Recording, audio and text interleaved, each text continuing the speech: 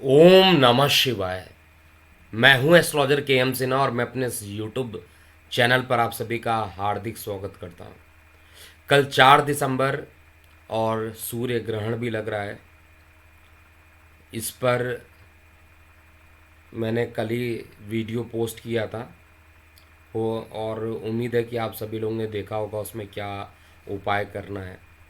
फिलहाल ये जो राशिफल आपका बताने जा रहा हूँ 4 दिसंबर 2021 कैसा बीतेगा, इसको स्टार्ट करने से पहले आपके दो महत्वपूर्ण प्रश्न जो आप कमेंट बॉक्स में या हमारे व्हाट्सएप नंबर जो डिस्प्ले में दिखाई दे रहा है इसमें आप पूछा करते हैं। आपका पहला क्वेश्चन है कि कब देता है शनि शुभ प्रभाव। मतलब कुंडली में शनि किन स्थानों पर बैठा हो तो शनि अच्छा फल दे सकते हैं। देखिए, बहुत बड़ा क्वेश्चन है, एक छोटा क्वेश्चन नहीं है। ये अपने आप में एक बहुत संपूर्ण क्वेश्चन बनता है और इस पर 1 घंटे तक भी बोला जाए तो शायद कम रहेगा। शनि का शुभ प्रभाव जानने के लिए सबसे पहले तो ये देखना पड़ेगा कि शनि आपके लगन का शत्रु है, मित्र है या उदासीन है, नंबर 1। दूसरा, शनि किस भाव में जाकर बैठे हुए हैं। अगर कारक हैं, अच्छे भाव में बैठे हैं तो आपको ये अच्छा परिणाम देंगे। अगर विपरीत राज्यों की कंडीशन में आ गए तो भी अच्छा परिणाम देंगे। लेकिन अपने स्वराशि में जाने पर या मूल त्रिकोण राशि में जाने पर केवल कुछ पार्ट के लिए ये अच्छा फल देते हैं, नहीं तो ये खराब फल देते हैं। अभी शनि का भी राशि परिवर्तन अपने मूल त्रिकोण में होने वाला है।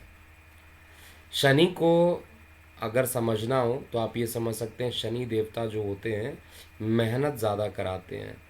यानी जितने भी मजदूर वर्ग के लोग हैं उनके लिए आप ऐसे कर सकते हैं कि वो उन पर शनिदेव की कृपा नहीं कह सकते हैं, आप ये कह सकते हैं कि शनि से वो ग्रस्त हैं।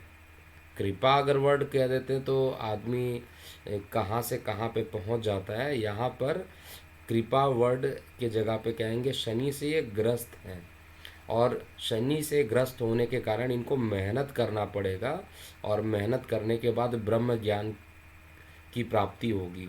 और जब वो उस ब्रह्म ज्ञान की प्राप्ति होगी तो शनि अपना शुभ प्रभाव धीरे धीरे दिखाना प्रारंभ कर देता है।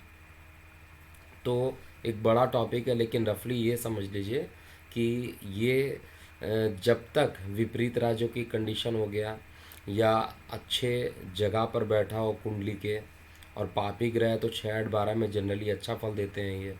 और इनका जो कारक भाव होता अष्टम में, अष्टम इनका कारक भाव होता है, लेकिन अगर ये लग्नेश के शत्रु होकर अष्टम में बैठेंगे तो बहुत अच्छा परिणाम नहीं दे पाएंगे। तो ओवरऑल कंक्लूज़न ये है कि इस क्वेश्चन को समझने के लिए आपको बहुत सारे पैरामीटर्स को चेक करना पड़ेगा, उसके बाद ही आप बता सकते हैं। और सामान्य कहा जाए साधारण लोगों के लिए तो ये कह सकते हैं कि छठे आठवें 12वें में ये अच्छा फल देते हैं, या विपरीत राज्यों की कंडीशन में ये अच्छा फल दे देते हैं। लेकिन ये इनकम्प्लीट है, क्योंकि आपको जो मैंने बताया सारे पैरामीटर्स को चेक करने के बाद ही हम ये देख सकते हैं कि शनि का प्रभाव कितना अच्छा होगा कितना खराब होगा। अब हम बात करते हैं कि सूर्य ग्रहण, क्योंकि 4 दिसंबर को ही सूर्य ग्रहण है। सूर्य ग्रहण क्या हमेशा हम लोगों के लिए खराब ही होता है? प्रत्येक लगन के लिए सूर्य ग्रहण क्या खराब फल देगा? सूर्य ग्रहण से हम इतना ज़्यादा भयभीत क्यों होते हैं? देखिए, सूर्य जो होता है अगर कालपुरुष की कुंडली देखा जाए तो प्रथम भाव का कारक अर्थात लगन का कारक जो होता है वो सूर्य देवता को माना जाता है। हमारे शरीर की इम्यूनिटी को आत्म कारक ग्रह है, और जब आत्मा पर ग्रहण लगेगा तो निश्चित रूप से कष्ट होगा। लेकिन अगर यही ग्रहण सोचिए रोग ऋण शत्रु वाले स्थान पे अर्थात लगन से छठे घर पे हो जाए तो क्या होगा? तो वहाँ पर ग्रहण लगना मतलब आपके शत्रुओं को ग्रहण कर दे रहा है। तो शत्रुओं पर ग्रहण लगना क्या है, एक अच्छा परिणाम आपके लिए देगा। इसी तरीके से किसी ऐसे स्थान पर शनिदेव प्रस्तुत हो जाए जहाँ पर ग्रहण लगने से बहुत अच्छा परिणाम दे, इसके लिए मैंने जो वीडियो कल पोस्ट किया था उसको आप ज़रूर चेक कर लीजिए दोबारा, जिनको सीखना है। और लगातार ट्रैवलिंग के कारण, क्योंकि अभी मैं मुंबई में हूँ और मुंबई में लगभग मैं 5 तारीख तक रहूँगा। उसके बाद मैं पुणे में 6 तारीख या 7 तारीख से लेकर 9 तक मैं पूना में अवेलेबल रहूँगा। तो जिनको अपनी कंसल्टेशन लेने आप वहाँ पर कंसल्टेशन बुक कर सकते हैं। हमारा व्हाट्सएप नंबर यहाँ पर दिया है, या तो आप इस पर कॉल कीजिए या तो इस पर आप रिक्वेस्ट डाल सकते हैं। जो हमारे पेड क्लाइंट है वो फ्री फॉलोअप के लिए आ सकते हैं, लेकिन प्रॉपर टाइम उनका फिक्स करना होगा। तो हमारे टेलीकॉलर से आप बात करके उनसे टाइमिंग फिक्स कर लीजिएगा। तो ये थे आपके 2 प्रश्न। सूर्य ग्रहण हमेशा खराब फल देता नहीं है, कई जगह पर ये अच्छा फल भी हो जाता है, लेकिन सामान्यतः देखा जाए कि मैक्सिमम राशियों पर ये खराब होता है। इसलिए हम लोग कहते हैं कि साधारणतः तरीके से कि ये खराब रिजल्ट देता है। इसके अलावा भी ये देखना पड़ता है जब सूर्य ग्रसित होता है वो किन किन युतियों में रहता है। पंचग्रही युति में, 6 ग्रही युति में ये बहुत खराब परिणाम देते हैं। तो कल का पंचांग क्या कहता, आइए हम उस पंचांग को देखते हैं। तो कल 4 दिसंबर अमावस्या भी पड़ेगा और साथ में ग्रहण भी है, यानी सूर्य चंद्रमा एक ही राशि में रहेंगे। और ज्येष्ठा नक्षत्र में चंद्रमा यहाँ पर दिख रहा है। ज्येष्ठा नक्षत्र के चतुर्थ चरण में से लेकर ये अनुराधा नक्षत्र में पहुँच जाएंगे। और अनुराधा नक्षत्र अगर आप देखिएगा तो शनि का नक्षत्र है। भले ही आपको चार्ट में ये 8 नंबर में दिख रहा है, लेकिन ये विशाखा नक्षत्र का जो 3 चरण होता है उन चरण को क्रॉस करके ये वृश्चिक राशि में ही अनुराधा नक्षत्र में प्रवेश कर जाएंगे। तो अनुराधा नक्षत्र में लगभग ये कब तक रहेंगे इसको भी आप नोट कर लीजिए। अनुराधा नक्षत्र में इसका लगभग सुबह 10:48 तक ये रहने वाले हैं। उसके बाद ये ज्येष्ठा नक्षत्र में पहुंच जाएंगे। तो विशाखा से इनका जो राशि परिवर्तन हुआ, विशाखा के जो चौथा नक्षत्र था उसके बाद अनुराधा नक्षत्र पड़ता है, उसके 4 चरण, और फिर बाकी के जो चरण बचते हैं वो ज्येष्ठा नक्षत्र के हो गए। तो ये इस तरीके से आप कहिए तो वृश्चिक राशि का निर्माण हो जाता है। तो वृश्चिक राशि जो होती है विशाखा के 4 चरण, अनुराधा के अनुराधा विशाखा का चौथा चरण, 4 चरण नहीं, चौथा चरण, 3 चरण ऑलरेडी तुला में आ जाता है। चौथा चरण विशाखा का, अनुराधा के पूरे चरण, और जो बचे हुए चरण हैं वो ज्येष्ठा के। इसको अगर आप काउंट कर लेंगे तो ये वृश्चिक राशि बन जाती है। तो वृश्चिक राशि में ये क्या करने वाले हैं, योग जो बन रहा है घृति योग बन रहा है, और जो करण है वो नाग करण बन रहा है। दिशाशूल पश्चिम है और प्रातःकाल 8:30 से लेके 10 बजे तक का जो टाइम है रफली कहा जाए तो ये राहु काल का रहने वाला है। कोई महत्वपूर्ण कार्य, व्यवसाय हो, निर्माण कार्य करना हो, आध्यात्मिक अनुष्ठान हो, सभी चीज़ों के लिए कल का दिन जो है ये श्रेष्ठ बीतने वाला है। अब हम समझते हैं कल का दिन आप सभी लोगों पर कैसा बीतेगा। तो एक एक करके हम ये चेक करते हैं कि आपका चार्ट क्या कहता है। सबसे पहले मेष लगन से बात करते हैं। देखिए मेष लगन में चंद्रमा शनि के नक्षत्र में जाएंगे, बहुत अच्छा परिणाम नहीं देने वाले हैं। मानसिक सुख की कमी देंगे और साथ में गले में इन्फेक्शन भी देंगे। इस समय जो जल आप ग्रहण करेंगे वो प्योर होना चाहिए, और जल्दीबाजी में कोई अशुद्ध पानी अगर आप पी लेते हैं, दूषित पानी पीते हैं, तो उससे भी किसी प्रकार की कुछ परेशानियां हो सकती है। जल क्षेत्र से दूर रहने की पूरी इंडिकेशन मैं यहाँ पर दे देता हूँ। जल क्षेत्र से दूर रहिए। जल में जाकर कोई जोखिम भरा हुआ कार्य कल के दिन आपको नहीं करना चाहिए। धन के संचार के लिए कल का दिन अच्छा है, और भाग्य भी कल आपका पूर्ण रूप से साथ देने वाला है, लेकिन कई प्रकार के गतिरोध भी निकल के सामने आ सकते हैं। स्वास्थ्य के पॉइंट ऑफ व्यू से थोड़ा चिंता का विषय कल के लिए हो सकता है, आपको बेहद सावधानी बरतनी चाहिए। वृषभ लगन की बात किया जाए तो वृषभ लगन में चंद्रमा की जो उपस्थिति है अष्टम भाव में है, और ये आपके छोटे भाई बहन के मालिक होते हैं। तो इसलिए चंद्रमा की उपस्थिति अष्टम में जाने के कारण, 8वें नंबर में जाने के कारण, अर्थात सप्तम भाव में जाने के कारण यहाँ पर छोटे भाई बहनों को किसी प्रकार का कष्ट हो सकता है। कर्ण पीड़ा होना ये आम बात होगी यहाँ पर, या किसी प्रकार के दुर्घटना होने की पूर्व संभावना कल के दिन देखने को मिल रहा है। वाहन चलाते समय बेहद सावधानी बरतिए। और कोल्ड कफ भी आपको इस समय काफ़ी ग्रसित कर देगा। मानसिक रूप से कहा जाए तो तनाव आपको और आपके छोटे भाई बहनों को ज़्यादा हो सकता है, जिस कारण परिवार में एक चिंता का विषय हो सकता है। प्रतियोगी परीक्षाओं में सम्मिलित होने वाले विद्यार्थियों के लिए कल का दिन बढ़िया है। और स्वास्थ्य के पॉइंट ऑफ व्यू से देखा जाए तो मानसिक स्वास्थ्य तो थोड़ा पीड़ित रहेगा, लेकिन शारीरिक रूप से किसी प्रकार का निगेटिव स्वास्थ्य मैं नहीं देख पा रहा हूँ। इसके बाद हम जेमिनाई यानी मिथुन लगन की बात करते हैं। देखिए, मिथुन लगन में चंद्रमा धन को लेकर सीधा रोग स्थान पर गया और वहाँ पर सूर्य के साथ ग्रहण दोष भी बना रहा है। राहु केतु की दृष्टि पड़ रही है, सूर्य ग्रसित हो रहे हैं, साथ में चंद्रमा भी यहाँ पर सूर्य के साथ युति बना रहा है, बुध की भी उपस्थिति है। तो ये सारी चीज़ें इंडिकेट कर रही है कि धन कल के दिन बहुत अच्छा नहीं रहने वाला है। धन आने से पहले उसके खर्च का मार्ग पहले ही दिखाई दे देगा। सपोज़ कीजिए 10 रुपये आना है तो पहले से ही 15-20 रुपये के खर्च आपके बने रहेंगे, तो कोई आर्थिक रूप से लाभ नहीं कर पाएंगे, संचार नहीं कर पाएंगे, तो खर्च की अधिकता रहेगी। और कल के दिन जो ग्रहण लग रहा है वो आपके रोग ऋण शत्रु पे लग रहा है, तो रोग ऋण शत्रु तो आपके ख़त्म होने के लिए अच्छा है। मैं बार बार बोल रहा हूँ, टाइमिंग मिथुन लगन के लिए काफ़ी अच्छा, और जब समय अच्छा हो तो कई प्रकार के इन्वेस्टमेंट, कई प्रकार के कार्यों को कर देना चाहिए। आय के स्रोत कल के दिन आपके बढ़ेंगे और बड़े भाई बहनों से आपको सहयोग मिलेगा। कर्क लगन की बात करते हैं तो कर्क लगन में कल का जो दिन रहने वाला है वो यात्राओं से भरपूर होने वाला है, और साथ में किसी बात को लेकर मानसिक पीड़ाएं उत्पन्न हो सकती हैं। लेकिन इसके बाद भी आप आय के क्षेत्र में यानी आय के साधन में आय के साधन के थ्रू धन को संचार करने में पूर्ण तरीके से आप सक्सेसफुल रहेंगे, सफल रहेंगे। जीवन साथी का पूर्ण सहयोग मिलेगा।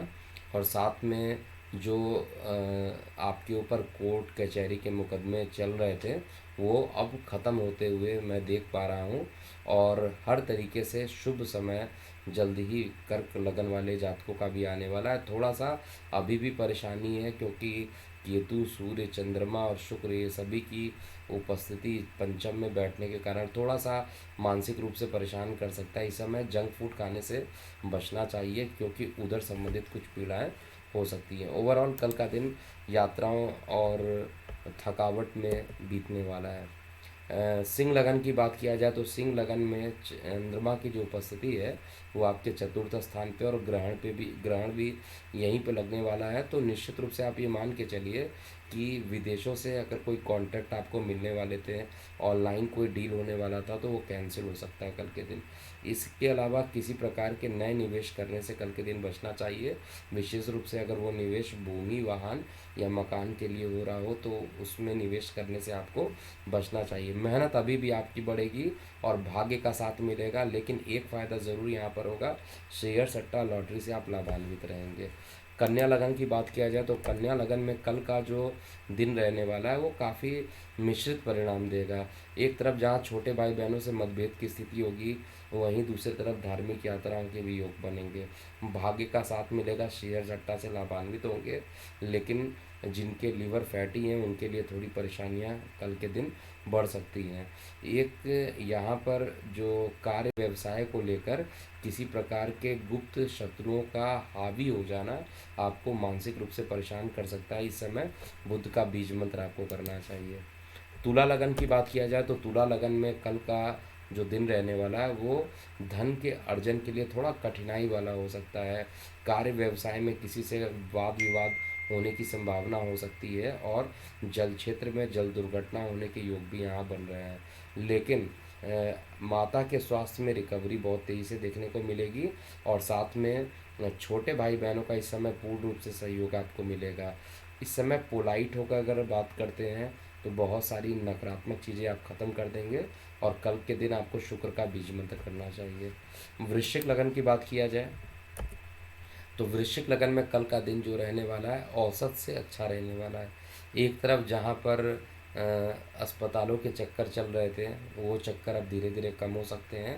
परिवार में किसी शुभ आयोजन में आप सम्मिलित हो सकते हैं। पुराने मित्र रिश्तेदारों से आपकी मुलाकात हो सकती है, और साथ में आपकी मेहनत भी इस समय बढ़ेंगी। इस समय पूरा माइंड फोकस रहेगा किसी तरीके से आपको अपने कर्म स्थान को और ज़्यादा बढ़ाने के लिए पूरे तरीके से कल का दिन माइंड आपका काम करेगा। लेकिन थोड़ी सी कठिनाइयाँ हड्डियों में दर्द को लेकर या बैक पेन लेकर आप थोड़ा परेशान हो सकते हैं, और थोड़ा सा शरीर के अंदर जो है सुस्ती भी रह सकती है।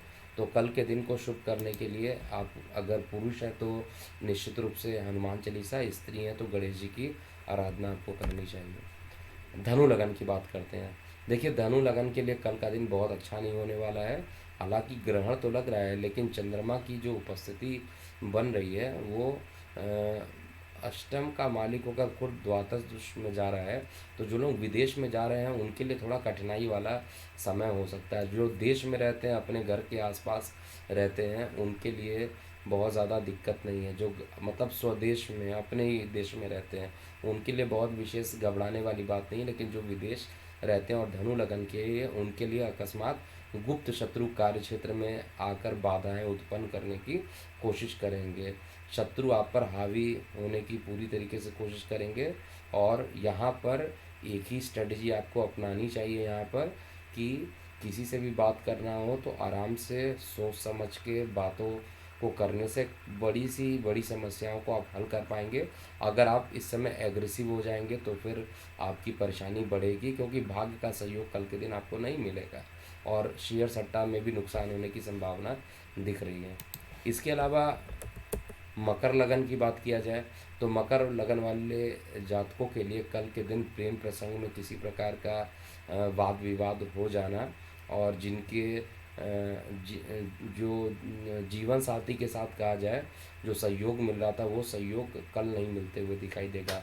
ऊपर से भाई बहन, बड़े भाई बहनों को किसी न किसी प्रकार के कष्ट होने की संभावना भी दिख रही है। आय के स्रोत में भी कमी होगी। तो हर कुल मिलाकर कल यानी 4 दिसंबर को मकर लगन के लिए बहुत अच्छी चीज़ें नहीं निकल के आ रही। लेकिन दो बातें यहाँ पर, आर्थिक स्थिति अच्छी रहेगी और इस समय में शेयर सट्टा लॉटरी से आपको इन्वेस्टमेंट करने से या शेयर सट्टा लॉटरी से शॉर्टकट पैसा कमाने से मैं यही राय दूंगा कि बचिए, क्योंकि अकस्मात एक बड़ी नुकसान भी हो सकती है। लेकिन आर्थिक धन जो होगा आपके पास, जो धन कहीं ना कहीं से वो आ जाएगा, और ये धन आपको एक बड़ा अमाउंट हो सकता है।